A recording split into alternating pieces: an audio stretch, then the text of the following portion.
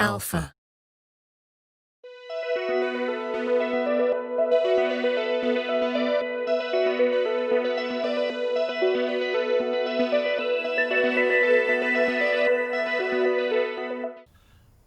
Hi there, I'm Greer from the Sony Centre in Carlisle, and I'm joined today by Sam Pilling from Sony, which can only mean we have another new product.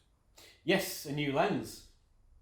And it's a G Master, which can only mean it's the best quality that's out there. Yes, it's a 35mm f1.4 G Master, and this takes our range of lenses up to 59 different lenses. That's 39 of which are full frame, so perfect for our range of A7 and A9 cameras.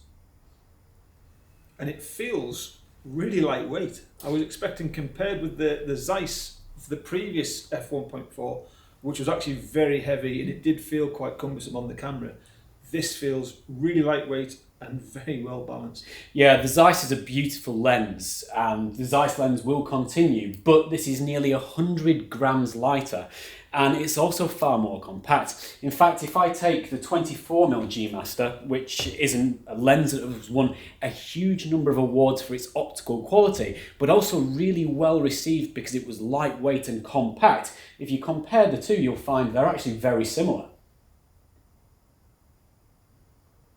Yeah, there's almost no difference in them at all. So with it being a G Master, it features all of our key technologies. ED glass will mean that there's very little chromatic aberration in the lens, keeping your images sharp. We have 11 aperture blades, that's 2 more than the Zeiss, meaning your bokeh will remain extremely circular. The lens also features our XD linear autofocus motors. These jump directly to the point of focus and don't use rotational motion like traditional lenses do. They move directly to the point of focus. This means that autofocus is both faster and also quieter.